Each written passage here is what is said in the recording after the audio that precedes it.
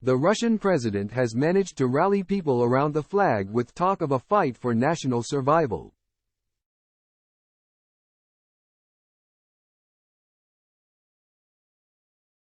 One evening in late December, as Muscovites strolled along their city's brightly lit streets in anticipation of the end-of-year celebrations, a group of old friends gathered for dinner at the flat of a senior state official.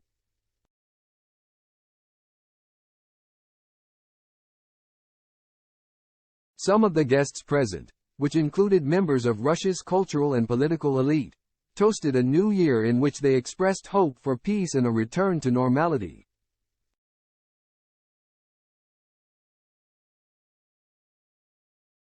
As the night went on, a man who needed little introduction stood up for a toast, holding his glass.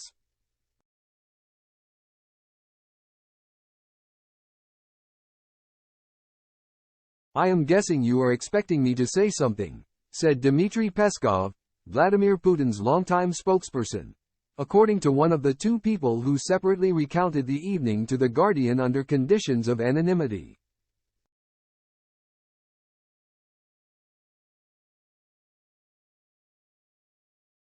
"Things will get much harder. This will take a very, very long time," Peskov continued.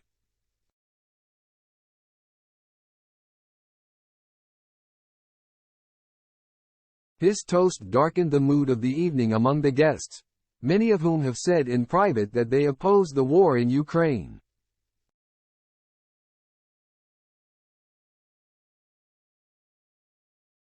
It was uncomfortable to hear his speech. It was clear that he was warning that the war will stay with us and we should prepare for the long haul, one guest said.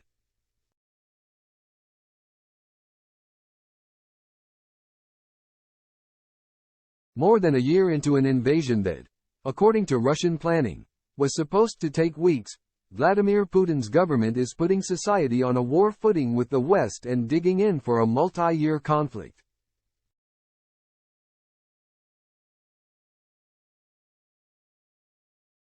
Speaking at length to workers at an aviation factory in the Buryatia region recently, Putin once again cast the war as an existential battle for Russia's survival.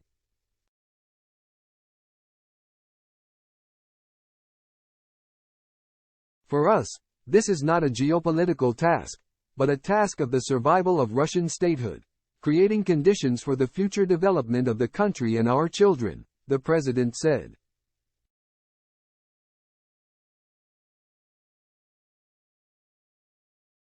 "It followed a pattern of recent speeches," said the political analyst Maxim Trudolubov, in which the Russian leader has increasingly shifted towards discussing what observers have called a forever war with the West.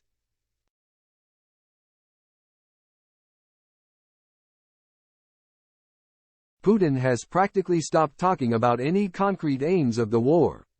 He proposes no vision of what a future victory might look like either.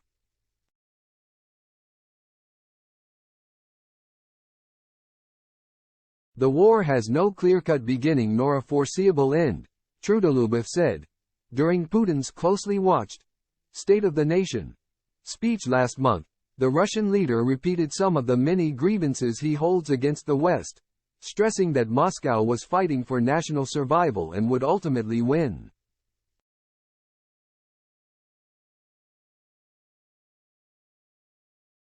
"The thinly veiled message to the people," Trudolubov said, was that the war in Ukraine would not be ending anytime soon and that Russians must learn to live with it.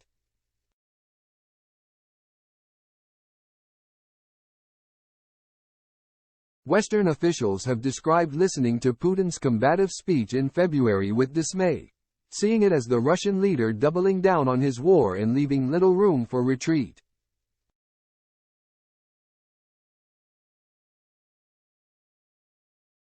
One Western diplomat in Moscow described Putin's message in the speech as preparing the Russian public for war that never ends.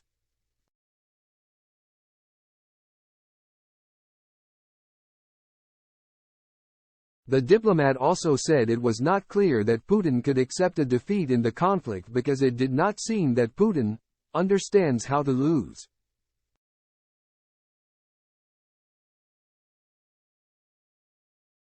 The person said Putin did not appear to be reconsidering the conflict despite the heavy losses and setbacks of the last year.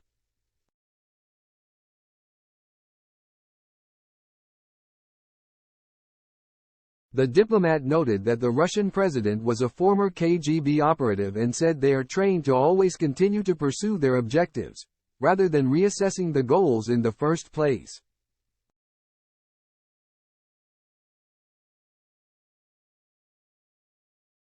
Others have noted that the Russian leader, who, according to Western intelligence, is personally making operational and tactical decisions in Ukraine, has stopped discussing the situation on the front in Ukraine in his public comments.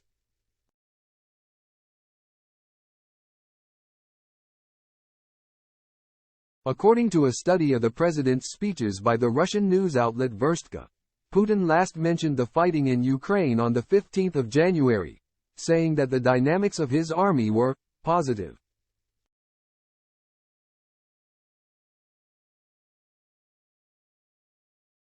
These omissions reflect the Kremlin's uneasy acceptance that it is unable to change the course of the war on the battlefield, argued Vladimir Gelman, a Russian politics professor at the University of Helsinki.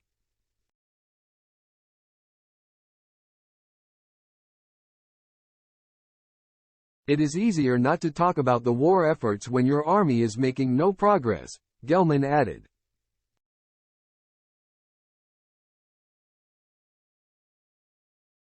But scaling back is not an option for Putin. That would mean admitting defeat.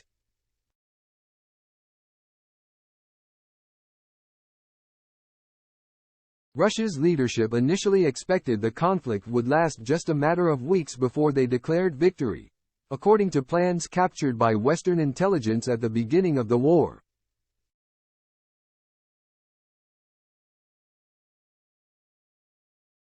Over the winter, Western military analysts and Ukrainian officials repeatedly warned that Russia, after drafting 300,000 men last autumn, would mount a major new attack.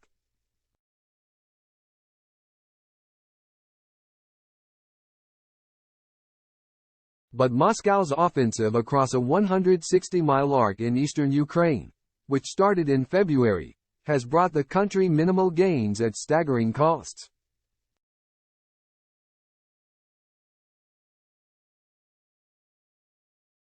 Western officials have estimated that there have been up to 200,000 killed or injured on the Russian side.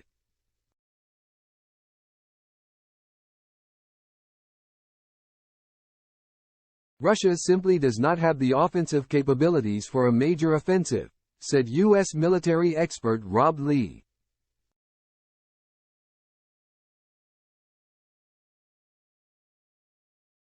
According to Lee, less than 10% of the Russian army in Ukraine is capable of offensive operations, with the majority of its troops now conscripts with limited training.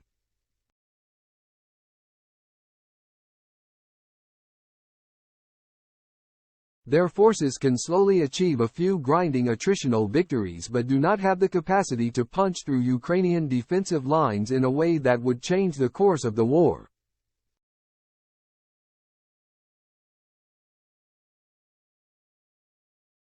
To boost the military's long-term prospects, Russia's defense minister Sergei Shoigu has proposed increasing the armed forces from 1.15 million combat personnel to 1.5 million.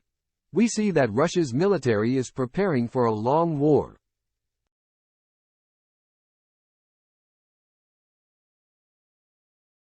Putin is banking that his country's resources will trump Ukraine's as the West gets tired of helping Kyiv, Lee said.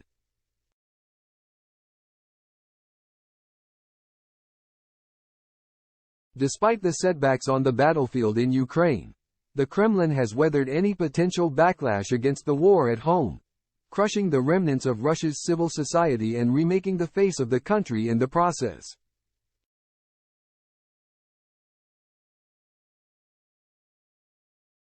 Many in the country have now fully accepted that this war will not go away and believe that they need to learn to live under the reality, said Andrei Kolesnikov, a senior fellow at the Carnegie Endowment who has studied public attitudes towards the war since its beginning.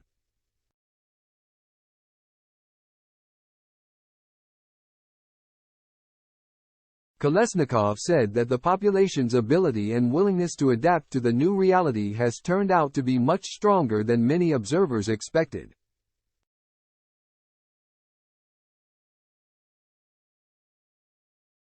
When Putin ordered a draft of 300,000 reservists in September, sociologists noticed a record uptick in fear and anxiety, with men concerned about going to fight and mothers and wives worried about their husbands, fathers and sons.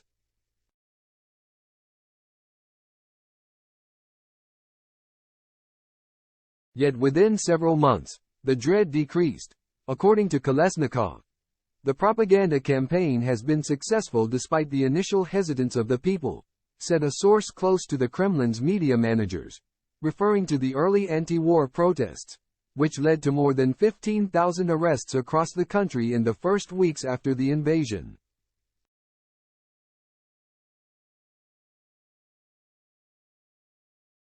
The government has managed to rally people around the flag. The way the conflict was framed helped people to accept it, the source added.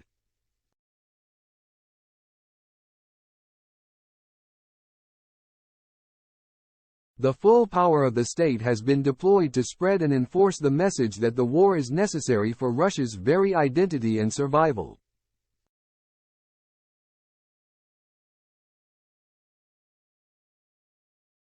National television has turned from airing light entertainment to broadcasting aggressive political talk shows.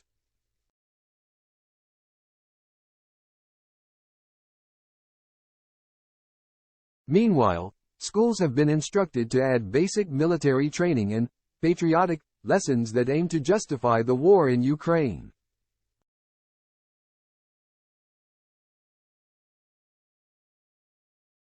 State rhetoric, including calls by Putin to get rid of scum and traitors, have led to a wave of denunciations by ordinary Russians of their colleagues and even friends.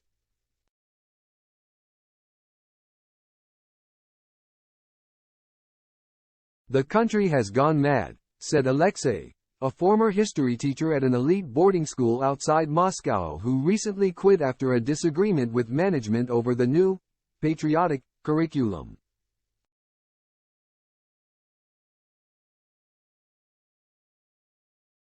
I had to stop talking to colleagues and friends. We are living in different realities, he said.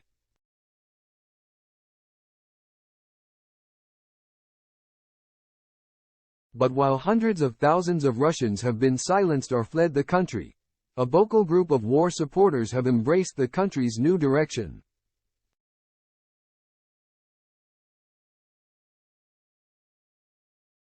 They too have noted the growing costs of the conflict, but are calling for greater public buy-in while increasingly portraying the war as a global battle with Europe and the US.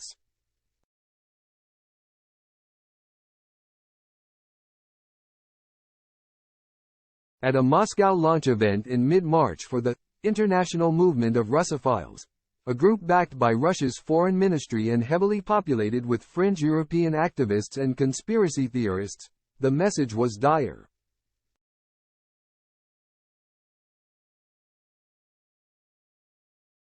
We are not just seeing neo-Nazism, we are seeing direct Nazism, which is covering more and more European countries, said Sergei Lavrov, the Russian foreign minister, during a speech.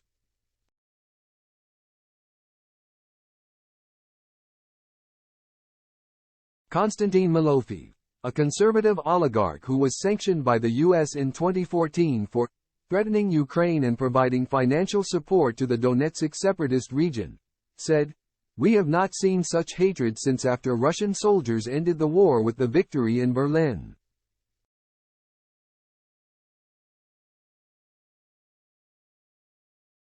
We stopped that war and now we, the victors, are once again facing the fact that it has risen up from hell against us.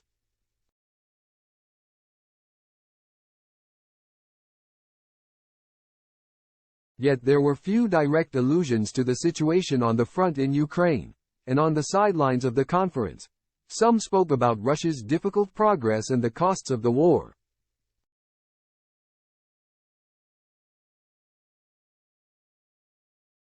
Not everyone in this country yet understands what we're going to have to pay to win this war, said Alexander Dugin, a radical Russian philosopher and prominent supporter of the war.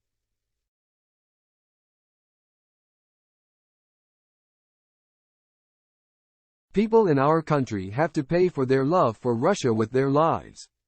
It's serious and we weren't ready for this.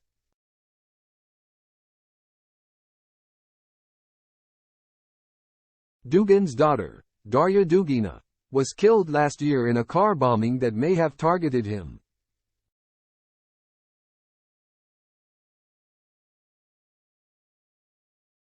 Putin has spoken several times about the attack on Dugina, and her name was written on a briefing paper held by Putin during a recent Security Council meeting.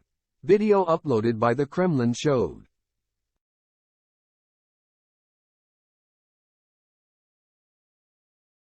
I don't think people in this country fully understand what is happening after a year, Dugin added.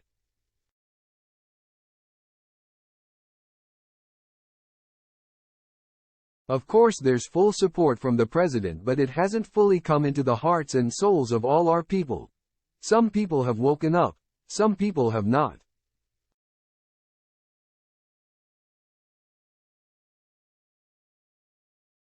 Despite the year of war, it is going very slowly.